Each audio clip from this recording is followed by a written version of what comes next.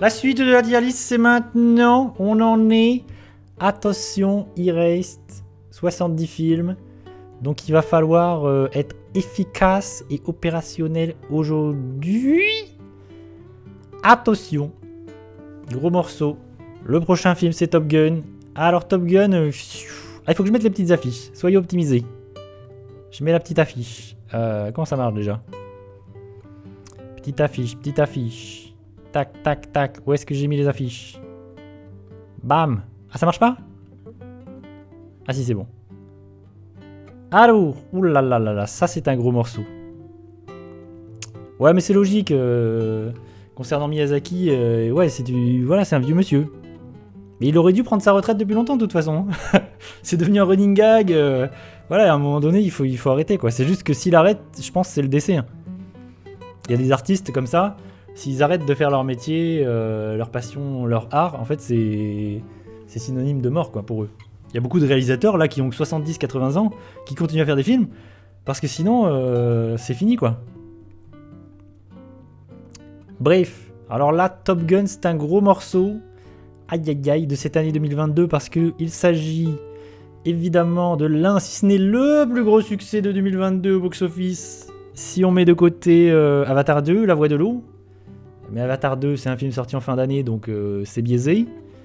Et c'est un film qui est resté hyper longtemps à l'affiche parce qu'il a vraiment cartonné. Moi je sais que dans mon cinéma il est resté 6 mois à l'affiche, peut-être même plus. Vraiment c'est une dinguerie, c'est un film qui a ramené beaucoup de gens en salle. C'est un film, c'est le Blockbusters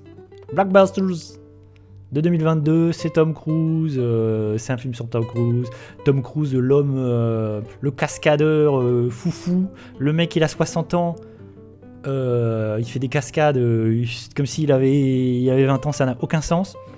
Cet homme est en train de se créer une espèce de légende de l'acteur cascadeur fou. Je pense que son but ultime, c'est de mourir devant la caméra, c'est de faire la cascade la plus dingue et de mourir devant la caméra. Et puis voilà, adieu.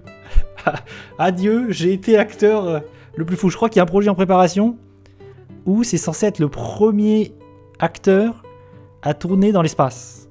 Je sais pas où ça en est cette histoire. Je sais pas, c'est peut-être pour Mission Impossible. Et vraiment, ça c'est une dinguerie. Jusqu'où on va? Jusqu'où ça va? À un moment donné, peut-être qu'il a fait des clones de lui-même. Il s'est dit c'est bon, je peux faire des cascades, peu t'importe, je peux tuer des clones. Du coup, alors, je suis mitigé. Ça va être attention.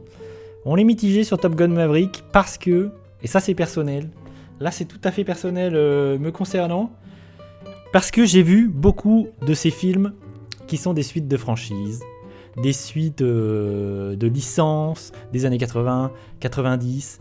On en a des dizaines et des dizaines et des dizaines ces dernières années. Et par exemple des SOS Fantôme, des Jurassic Park, Top Gun, Matrix par exemple qui revient, toutes les licences horrifiques, Halloween, machin, j'en passe et des meilleurs. Par exemple cette année il y a Indiana Jones. Vraiment c'est tout le temps les mêmes franchises, les mêmes licences qui reviennent à Hollywood. L'originalité c'est ça n'existe plus. Et Top Gun il arrivait à un moment donné où moi j'en avais marre parce que tous ces films je les ai vus, tous ces legacy sequels, c'est-à-dire ces suites de franchises hyper connues quoi. Et vraiment, et quand on voit Jurassic World on a envie de crever. Et il y a des films qui s'en sortent d'ailleurs. SOS Fantôme c'était plutôt sympathique, moi j'aime Matrix, mais le problème c'est qu'il arrive dans cette mouvance et quelle que soit la qualité du film, moi j'étais saoulé de ça. Et vraiment, j'ai vu le film, je me suis dit, putain, c'est encore un film tatati, qui nous rabâche les mêmes choses, sur la nostalgie, machin. J'étais saoulé. Du coup, je suis quand même allé le voir, et je me suis ennuyé en vrai. Je suis devant Top Gun 2, Maverick, je me suis quand même pas mal ennuyé, mais ceci dit, le film a des qualités, le film est vraiment bien, c'est vraiment un film spectaculaire, c'est vraiment un bon film, c'est vraiment un bon blockbusters. C'est vraiment un film qui vous donne ce que vous êtes venu voir, quoi. L'action épique, Tom Cruise qui fait des trucs de ouf, des gens dans des avions qui font des trucs de ouf. Et il y a un truc qu'on peut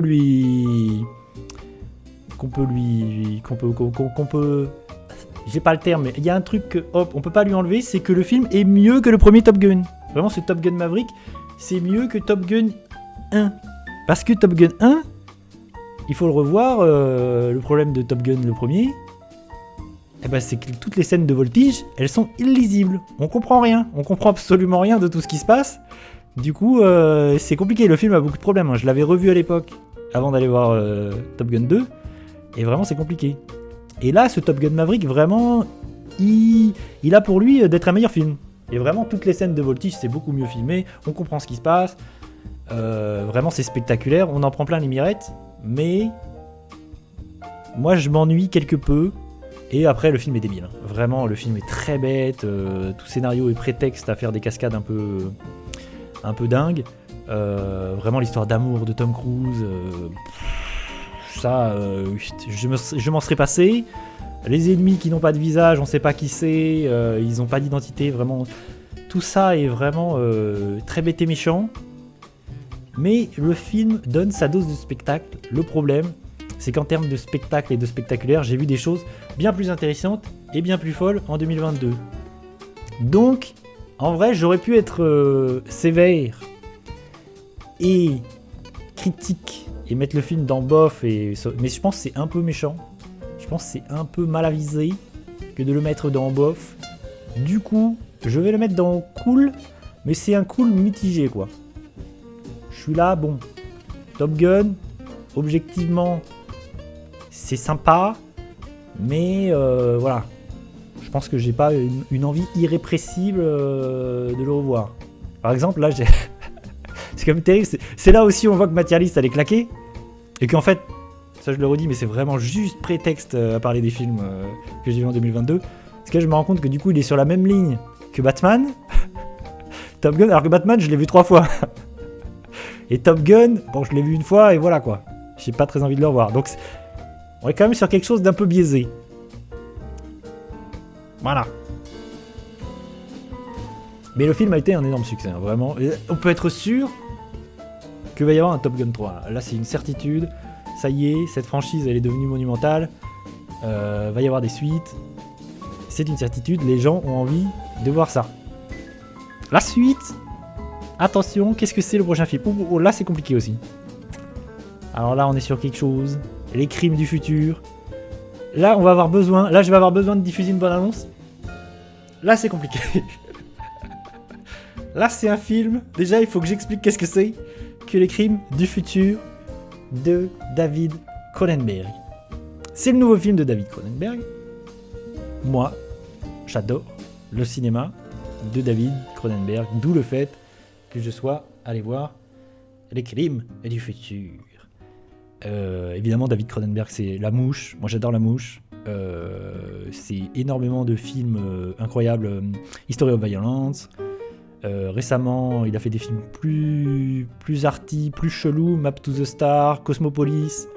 Mais vraiment, à la base, c'est quelqu'un qui fait du cinéma d'horreur. Puis après, en fait, il a une carrière... Cronenberg, il a une carrière hyper intéressante. Parce qu'au départ, c'est quelqu'un qui fait du cinéma d'horreur. Le body horror, tout ça, c'est vraiment le maître du body horror. Et ensuite, il a une deuxième partie de carrière avec History of Violence, où il est sur des films un peu plus... des films différents, on n'est plus dans l'horreur, vraiment on est sur quelque chose d'autre, mais vraiment History of Violence, c'est un chef-d'œuvre. C'est un film incroyable que je recommande, avec Viggo Mortensen, qui est toujours fantastique. Et sur cette dernière partie de carrière, il est sur une idée de faire des films de festival, vraiment des films intello, vraiment Cosmopolis, Map to the Star. Il est vraiment sur quelque chose de très différent, plus du tout dans le film d'horreur. Et là, son dernier film, Les Crimes du futur, c'est un peu les deux mondes, c'est un peu la jonction, c'est les deux mondes qui se rejoignent parce qu'on est sur un film intello, un film de festival, un film chelou, un film avec Léa Seydoux, effectivement, un film où l'on s'ennuie quelque peu, mais c'est aussi la résurgence du body horror, parce que c'est un film avec du body horror, de l'horreur, des choses hyper malsaines, des choses cheloues.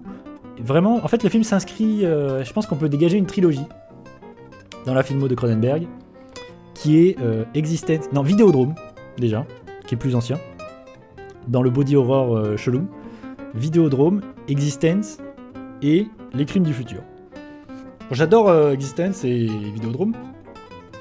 Seulement, ce Crime du futur m'a laissé quelque peu pantois. Vraiment, je me suis pas mal ennuyé. Je pense que le film, il m'a un peu laissé sur le bord de la route. Il m'a pris en voiture, et à un moment donné, il m'a dit, vas-y, je te laisse sur le bord de la route, je me casse. Et j'étais là, waouh, attends-moi, qu'est-ce que je t'ai fait? Et du coup, je suis là, waouh, j'ai pas compris ce qui s'est passé. Le film est très très très bizarre. Et je pense que ça fait partie des films là. Des fois, tu passes à côté, j'ai besoin de le revoir, quoi. C'est un film vraiment que j'ai besoin de revoir parce que c'est chelou. Effectivement, il y a Léa Seydoux, je l'ai pas dit.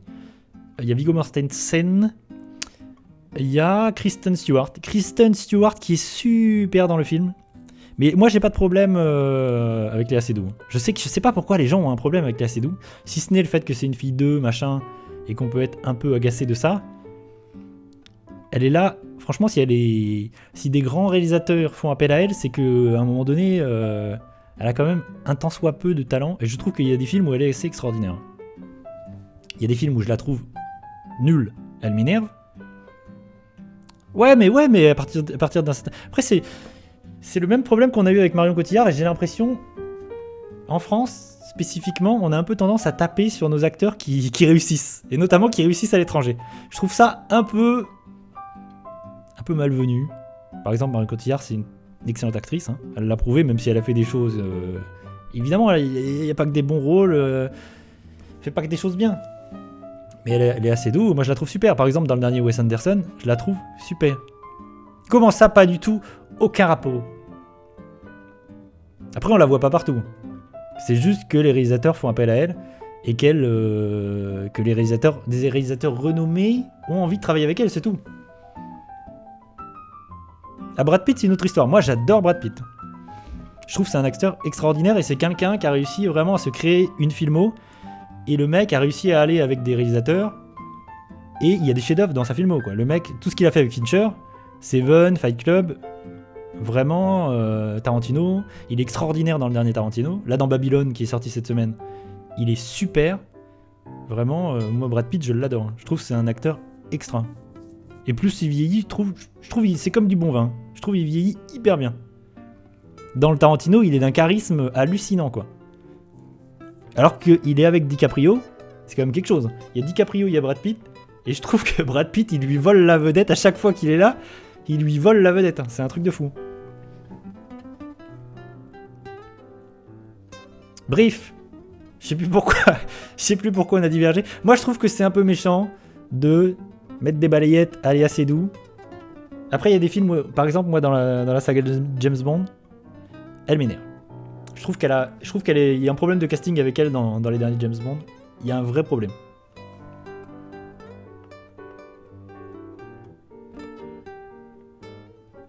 Mais après, c'est juste... Non, mais après, c'est juste parce que c'est des gros... En fait, ils font pas tant de films que ça, hein. Tu prends un Gérard Depardieu, il fait beaucoup plus de films. C'est juste que c'est des grosses têtes d'affiche et... Après, c'est biaisé, tu vois, t'es biaisé parce que tu vois pas tant de films et que c'est les choses qui ressortent. Moi si tu t'intéresses et si t'es curieux à plein de choses et à plein de cinémas différents, tu les vois pas tant que ça, ces gens-là. Tu vois plus de choses. Après, c'est un biais de ce qui remonte à tes yeux et à tes oreilles et de ce que tu vois. Il est là le problème. C'est vrai que maintenant, elle est chez Kojima. À partir de là... Non, c'est quand même fou, hein. Franchement, c'est quand même dingo. Après, on peut dire ce qu'on veut. C'est quand même foufou, hein. Elle a travaillé avec un nombre de réalisateurs, là, ces dernières années.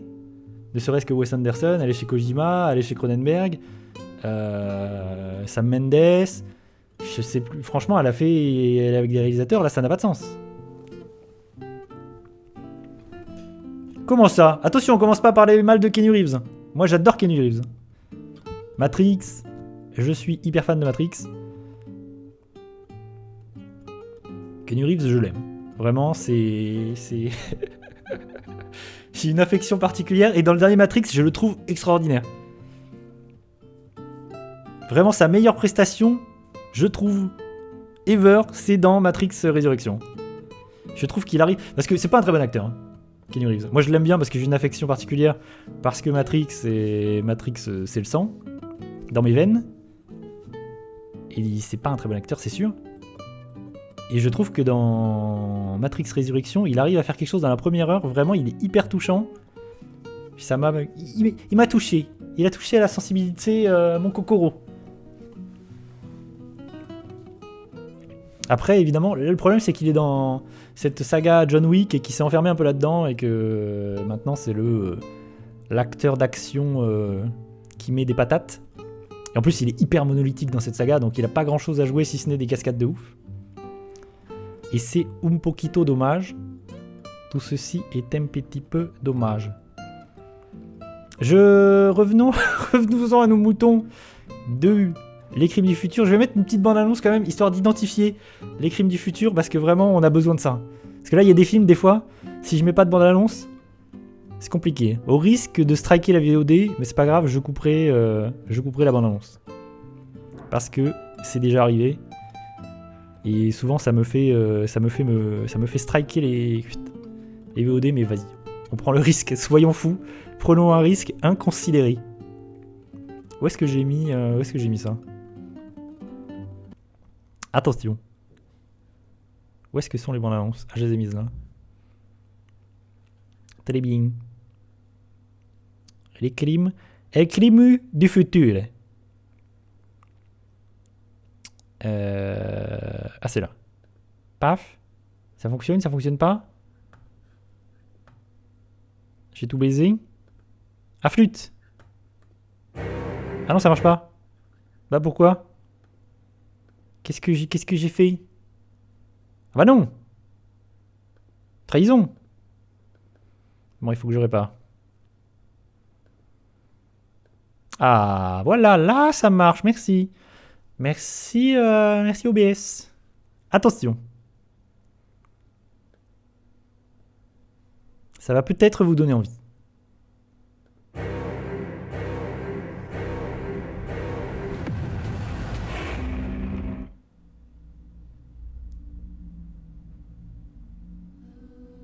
It is time to stop seeing.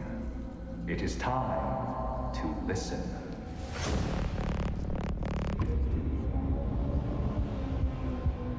A new world opens up. You afraid of a little emotion? Surgery is the new sex. They are evolving away from the human path. I think it'll be a revelation. Might not be quite legal.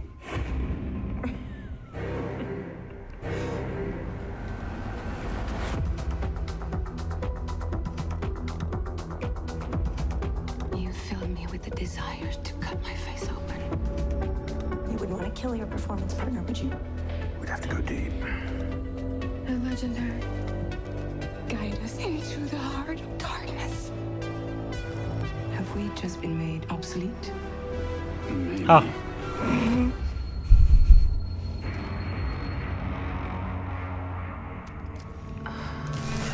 Are you in discomfort? Ah. Ah. Vous avez vu une pub? Aïe, aïe, aïe, aïe, aïe. Terrible. Terrible désillusion. Bon, c'est pas grave, ce sera sur la VOD. Ce n'est pas grave, ce n'est pas grave. Ce sera sur la VOD, ne vous inquiétez pas. Bonjour, bonjour Mikado. C'est pas très grave. Bonjour Dazer, comment allez-vous? Comment ça se passe? Bonne année. Du coup, les crimes du futur. Je me rends compte que j'ai même pas expliqué de quoi parlait le film. J'espère que la bande-annonce vous a expliqué à peu près de quoi ça parlait. Mais je pense que c'était pas forcément évident. En vrai, si j'ai essayé de faire un résumé, un synopsis simple du film. En fait, c'est dans un univers, je pense, un peu futuristique. Dans un univers, un futur proche. En fait, on suit un artiste, Viggo Mortensen, c'est un artiste. Et c'est un artiste qui travaille la chirurgie, en fait. Et la chirurgie esthétique, juste la chirurgie, en fait, les corps, tout ça, c'est un art à part entière. Et en fait, son matériau, son médium, c'est le corps humain. Voilà, c'est un artiste qui... Et c'est pas le seul, il y a tout un monde, tout un univers où du coup, on mutile les corps, tout ça, pour l'art. Et on se retrouve avec des choses cheloues. Voilà, il y a une phrase... la phrase qui résume... Je crois qu'elle est dans le trailer. La phrase qui résume le film, c'est la chirurgie, c'est le nouveau sexe. Voilà. Ça résume bien le film. Dit comme ça donne envie. Mais le film est plutôt ennuyeux. Vraiment, je me suis beaucoup ennuyé alors que j'adore Cronenberg et que vraiment ça aurait dû me parler, quoi. Mais encore une fois, c'est un film que voilà, je pense que c'est un film que j'ai besoin de le revoir. Peut-être je suis complètement passé à côté de la chose. Donc je l'ai pas tier listé, mais je le mets dans bof. Et les crimes du futur, je le mets dans bof. Ah non, mais ça me pose pas de problème, Else. D'ailleurs, c'est un vrai sujet. Hein. C'est un vrai débat, ça, l'histoire de s'ennuyer, nanani, nanana. C'est pas... Il y a des films qui sont là, qui parlent de l'ennui, il y a des films où on s'ennuie, mais c'est pas forcément négatif. C'est pas forcément une mauvaise chose. Mais là, c'est pas le fait de l'ennui. Le problème, c'est que il y a un moment donné, j'ai lâché, quoi. Il y a un moment donné, le film m'a lâché, et j'étais plus du tout avec le film. Vraiment, en fait, j'étais là, je regardais, j'étais hyper extérieur. Ça, c'est un problème. Le film, c'est un film, ça doit t'embarquer, tu vois. Et là, je suis resté extérieur et j'aurais voulu que le film m'embarque et il m'a pas embarqué. Et c'est hyper frustrant quand ça t'arrive, ce genre de choses. Alors que c'est quelqu'un que t'aimes, tu vois, c'est un truc que tu sais que ça va te plaire et en fait, ça te laisse sur le bas-côté.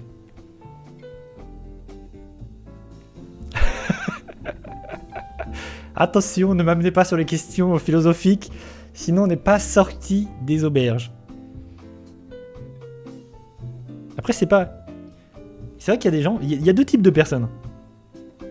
Parce qu'il y a des gens qui détestent s'ennuyer et qui, du coup, ont besoin de faire quelque chose tout le temps, de remplir l'espace, de remplir du vide. Vraiment, parce que l'ennui, c'est la pire chose. Mais l'ennui, c'est se retrouver avec soi, en fait. Et je pense que les gens qui aiment pas s'ennuyer, c'est les gens qui aiment pas se retrouver soi-même. Et se retrouver avec soi-même. Moi, j'ai pas de problème avec l'ennui. Je trouve que s'ennuyer, c'est une bonne chose. Vraiment, il faut savoir prendre le temps de s'ennuyer. Bon, là, on part sur autre chose. Mais il faut vraiment savoir prendre le temps de s'ennuyer. Et s'ennuyer, c'est bien. C'est quand tu t'ennuies il se passe des choses. Tu vois que tu as le temps de gamberger, tu crées des choses, tu t'imagines des choses. Voilà, moi, quand j'étais enfant, je m'ennuyais. J'ai grandi à une époque, les années 90, où on n'avait pas l'internet, où on était là, quoi. On était là avec nos bâtons, nos machins, et on s'ennuyait. Moi, j'étais là, je m'ennuyais de ouf, et je créais c'est comme ça que j'ai commencé à créer des choses. C'est important de s'ennuyer. Mais ceci est une autre histoire. Vous serez d'accord avec moi. Oula, bon là ça va être expéditif. Là ça va aller vite. Ça va aller très très vite. Bam, Firestarter. Film horrifique. Film d'horreur. Adaptation de Stephen King. C'est un enfer. C'est nul à chier. Lui, il va dans nul à chier direct. Sans plus de tergiversation. Ça va dans nul à chier. C'est adapté de Stephen King. Il y en a des dizaines et des dizaines et des dizaines d'adaptations de Stephen King. Chaque année. Surtout, en plus, récemment, il y a eu l'adaptation de ça. Le clown, en 2 parties, qui a été un carton monumental. Donc, ça a ravivé cette flamme de Stephen King au cinéma. Donc, il y en a eu des caisses et des vertes et des pas mûres. Et des tonnes, c'est terrible. Et ce Firestarter... En plus, il y a déjà une adaptation de Firestarter des années 80, avec Drew Barrymore. L'enfant est joué par Drew Barrymore. Et c'est mieux. Le film des années 80 est beaucoup mieux. Et je vais même pas raconter ce que racontait le film, mais c'est Carrie, mais avec une enfant qui a des pouvoirs pyrotechniques, en fait. C'est une enfant qui peut faire du feu, et elle contrôle pas trop ses pouvoirs. Il y a toute une histoire d'expérience. Voilà, on a fait des expériences sur ses parents, machin, et elle détient ses pouvoirs à cause de ça. Et des gens vont la poursuivre et vont essayer de la récupérer. Et il se trouve qu'elle est capable, si on la maîtrise pas, c'est un peu Akira. Voilà, elle est capable de choses, voilà, la bombe atomique, ce genre de choses. Et c'est nul, hein. C'est très très très très nul. C'est vraiment l'un des pires films d'horreur que j'ai vu en 2022. Déjà, si je vous dis qu'il y a Zac Efron, à un moment donné, vous me dites, ah, il y a Zac Efron dans le film, donc ça veut dire ce que ça veut dire. C'est claqué. Ça n'a aucun intérêt. Ah, on est sur un combo là. Là, on est sur un combo. Peut-être que certains d'entre vous ont vu Jurassic World, le monde d'après. Aïe aïe aïe aïe aïe. Aïe aïe aïe aïe aïe aïe aïe. Aïe aïe aïe aïe aïe aïe. C'est probablement le pire truc que j'ai vu cette année. Jurassic World 3, c'est un enfer. C'est encore une fois les franchises qui reviennent, Jurassic Park, on touille avec ça, on tartine, on n'en puit plus. Le film est infernal. C'est Colin Trevorrow qui avait réalisé Jurassic World, premier du nom. Le 2, c'était Bayona. Moi j'aime bien. Le 2 est sympathique, mais c'est pas un bon film non plus. Mais le 2, au moins, essaie de faire du cinéma. Là où Colin Trevorrow, il sait pas du tout faire du cinéma. Donc, à un moment donné, on a envie de tout casser. Et cet épisode 3, le vrai problème de cet épisode 3, c'est qu'on était sur une promesse.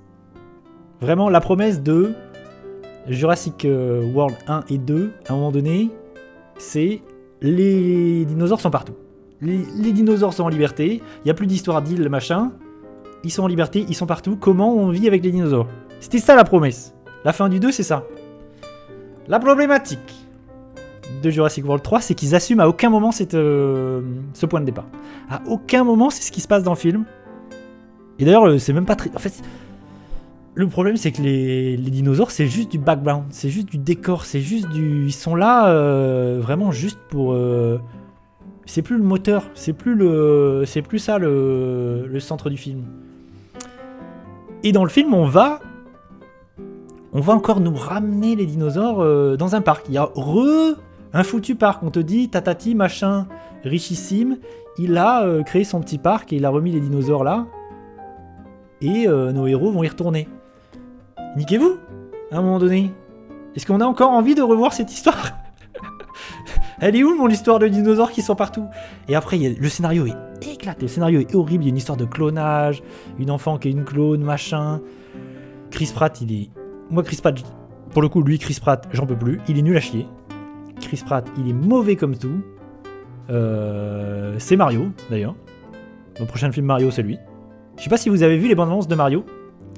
Mais en VO, c'est un enfer. Chris Pratt, même pas il tente quelque chose. Même pas il essaie de faire quelque chose.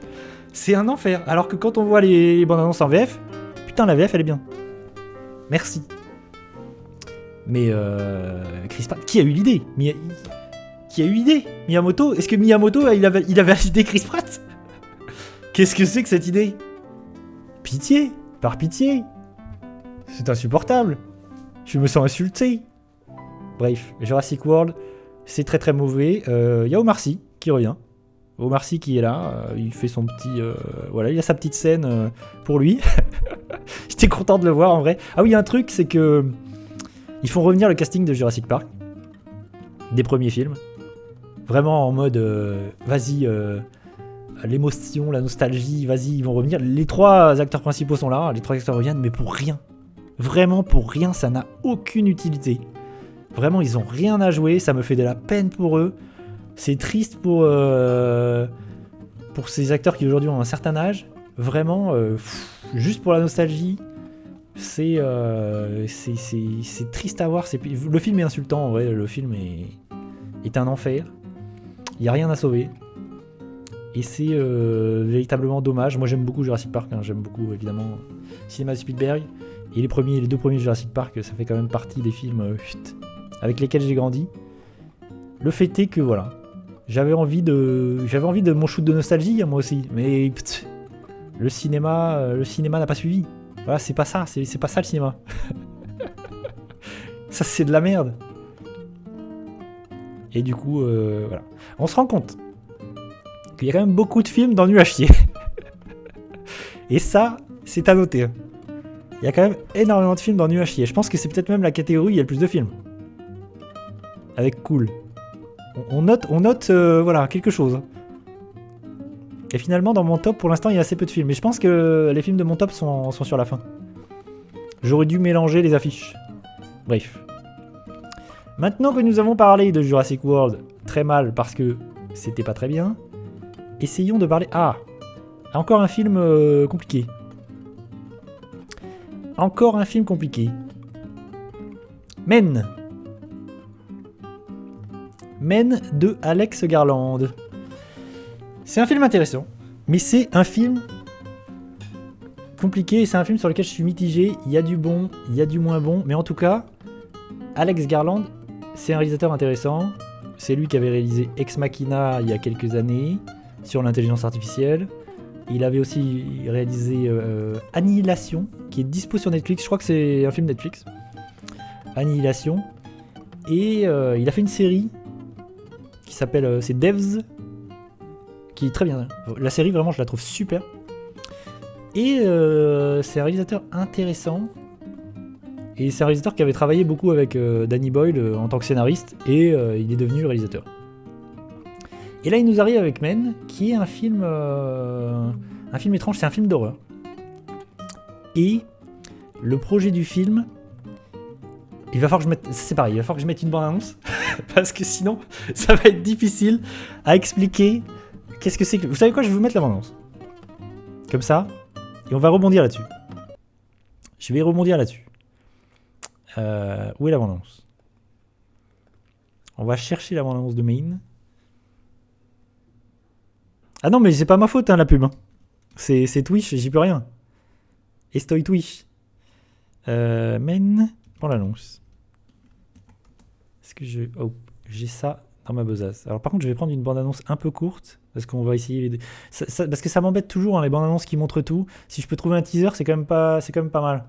Je pense que je vais mettre un teaser. Est-ce qu'il y a un teaser? Ah voilà, je vais mettre ça. On va mettre ça. Est-ce que les bandes-annonces qui font 3-4 minutes, vraiment, pour montrer tout le film, c'est non. À un moment donné, on arrête. On arrête les bêtises. Attention, je vous mets la bande-annonce, peut-être que ce sera coupé sur la VOD, parce que j'aurais été striké. Le suspense est insoutenable. Peut-être qu'il y a de la pub sur Twitch. Je ne sais pas.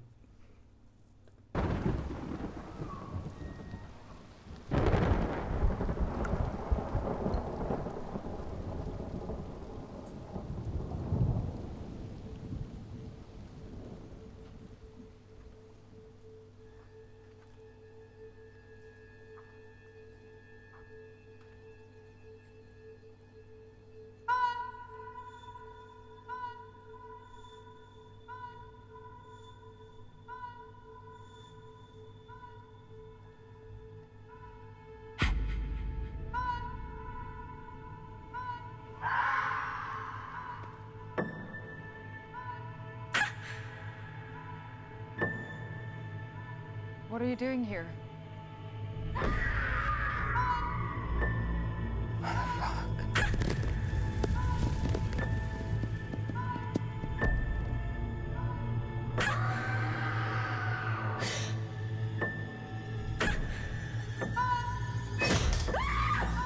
Why are you doing this?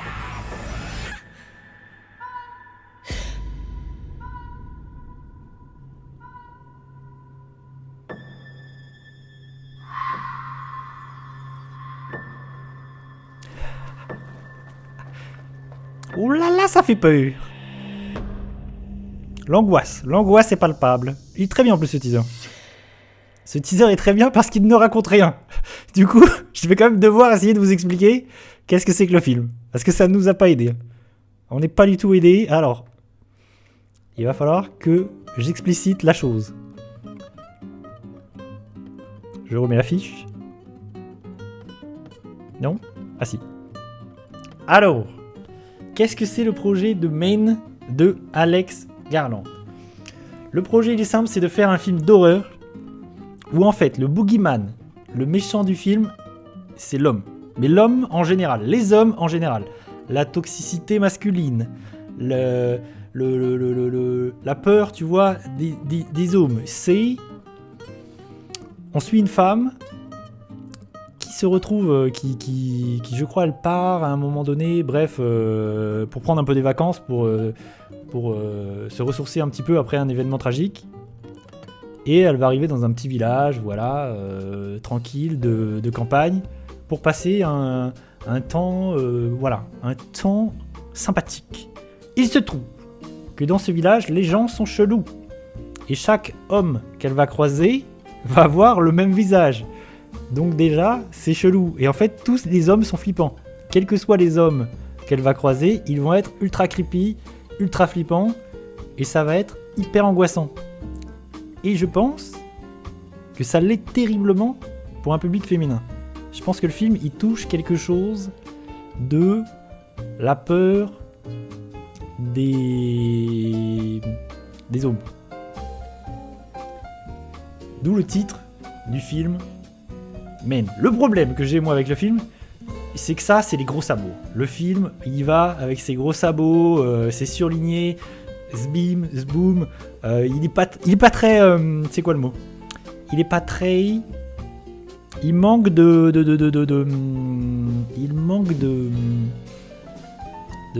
Ah, j'ai pas le mot. Il manque de finesse. Non, mais c'est pas le mot non plus. Subtilité, voilà.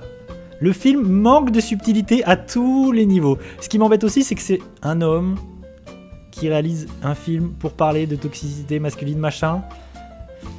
À un moment donné, c'est un peu...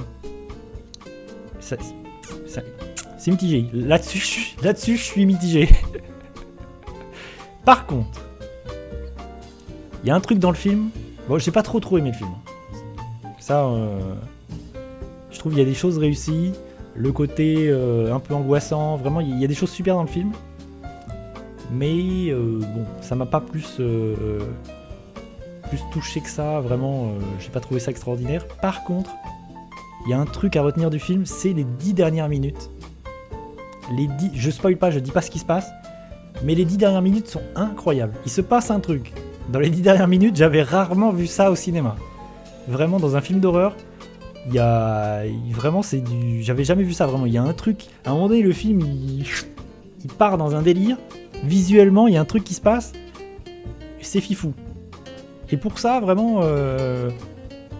Je peux vous conseiller, si vous aimez les films d'horreur, si vous aimez les films angoissants, ce type de film, et je peux le conseiller pour ça. Parce que vraiment... Mais par contre, c'est un film où j'aimerais avoir des avis féminins, parce que je pense que les avis féminins sur le film sont plus intéressants que ce que moi je peux en dire là, parce que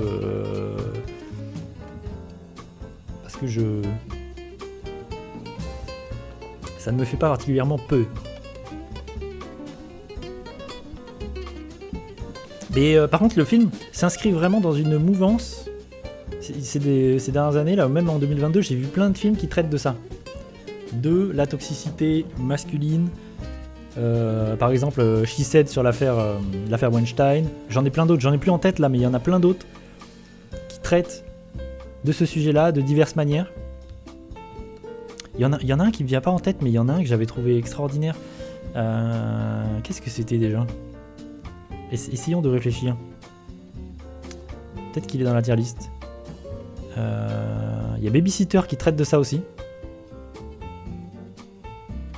C'est quel film que j'ai vu récemment où je me suis dit... Il y a un film que j'ai vu récemment où je me suis dit ah, en fait c'est la même chose que Main, mais en mieux. Ça traite du même sujet, mais mieux. Bon, évidemment ça me revient pas. Ça c'était quoi ? Je sais plus. Je sais plus ce que c'était, mais en tout cas, il y a une mouvance comme ça de films MeToo un peu. Voilà, Men, évidemment, il faut s'intéresser un peu au cinéma horrifique, au cinéma d'horreur. Il faut aimer ça. Il faut aimer ce genre de film. Il faut aimer l'angoisse et la peur. Même si je trouve que ça fait pas particulièrement peur. Par contre, le film est malsain. Il y a vraiment des trucs hyper malsains. Déjà, rien que le fait que sur chaque acteur, c'est le même acteur en fait, tous les hommes. Enfin, c'est très étrange parce que par exemple, ça crée des trucs bizarres. C'est-à-dire qu'il y a un enfant dans le film et il a le visage d'un acteur adulte. Et du coup, ça crée une bizarrerie, une gêne, une angoisse. J'étais là, oula, qu'est-ce qui se passe ? Men, du coup, je l'ai pas classé. Ah non, je l'ai pas classé. Je le mets... Ouais, ça c'est rigolo. Ça c'est une idée intéressante. Parce que pour le coup, ça crée quelque chose de l'horreur, tu vois, du film angoissant. Vraiment, parce que ça crée physiquement un truc chelou. Tu te dis, cette personne est bizarre. Vous êtes tous bizarres, vous avez des visages chelous. Vous êtes bizarres. Du coup, je le mets dans bof. Mais il y a vraiment 10 minutes dans le film qui sont dingues.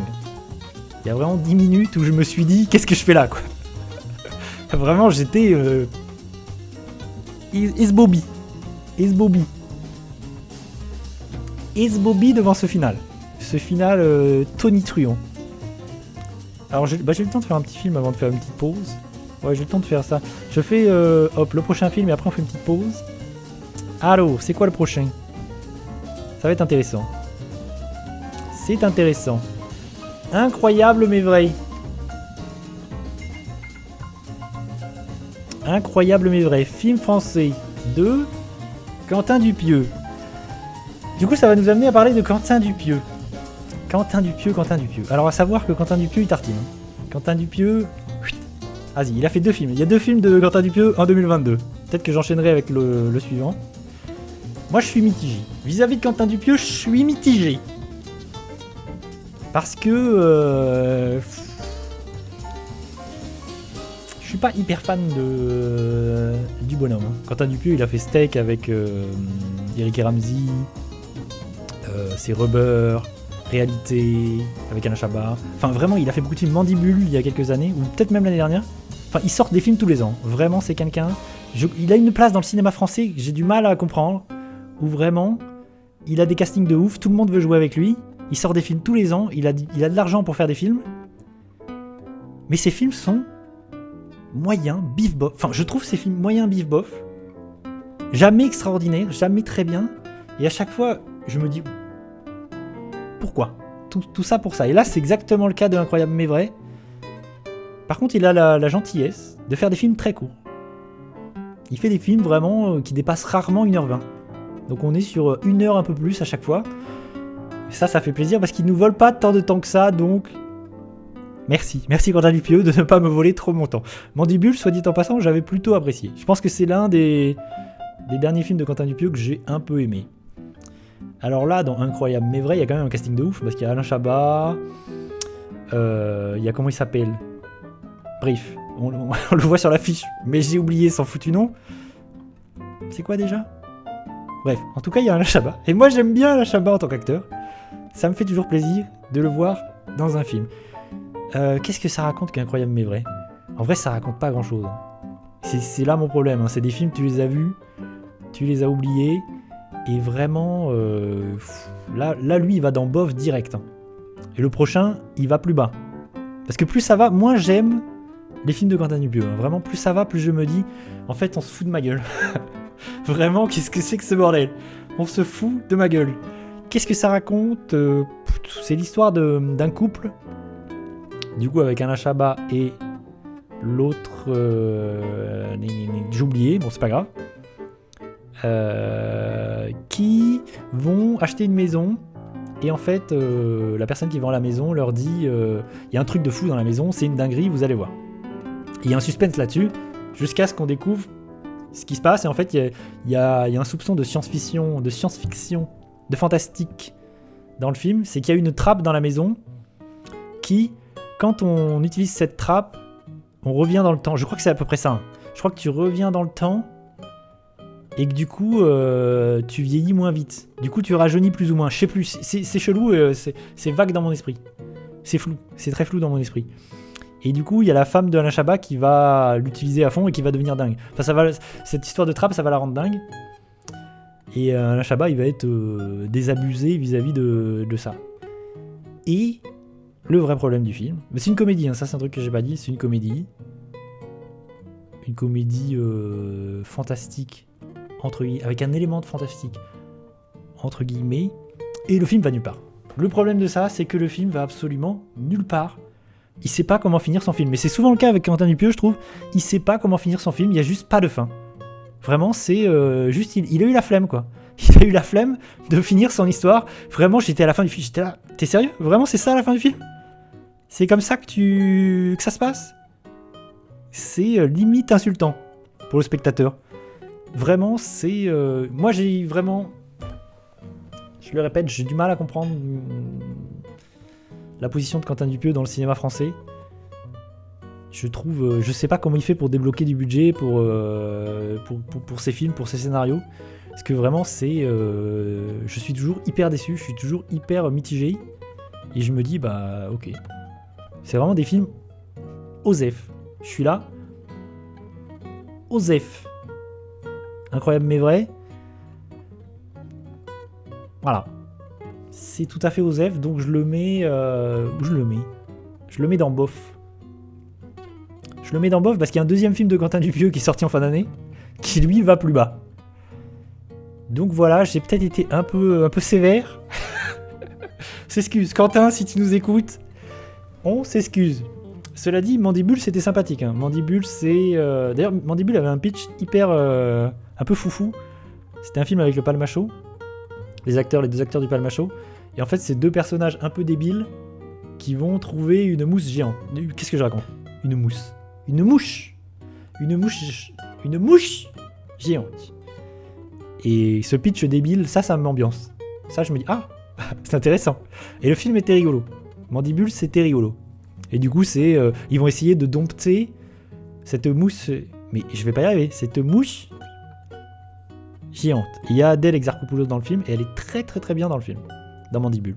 Voilà, si vous devez voir un film de Quentin Dupieux ces dernières années, je conseillerais plus Mandibule, même si c'est pas fou. Hein. Vraiment, Mandibule, c'est sympathique sans plus. Ça vole pas très haut. Et la musique était sympathique. Ouais, mais en fait, je suis fatigué de Dupieux. Tu vois, je vais les voir en me disant je suis curieux. Parce que souvent, en plus, c'est des pitchs un peu débiles, un peu rigolos. Je me dis, ça peut être amusant. J'aime bien cette idée d'avoir des pitchs parfois qui vont vers le fantastique, la science-fiction. Mais j'ai une incompréhension vis-à-vis de ça. Vraiment. Là, oui, mais ça, c'est un truc, tiens. Je ne l'ai pas dit, mais je trouve pas le film drôle. Là, incroyable mais vrai. Je trouve pas le film drôle. Et on va revenir sur Fumer fait tousser, qui est son dernier film. Jamais je trouve le film drôle. Mais peut-être que c'est juste ça me parle pas, tu vois. Peut-être que c'est... Après, l'humour, voilà. Peut-être que ça parle à des gens, peut-être qu'il y a des gens que ça fait beaucoup rire. Moi, je suis dans une incompréhension. Pourtant, j'aime bien l'humour absurde, c'est pas un truc qui me pose problème. Mais là, je suis assez dans l'incompréhension. Voilà. Pour ceci, merci de m'avoir écouté. Petite pause.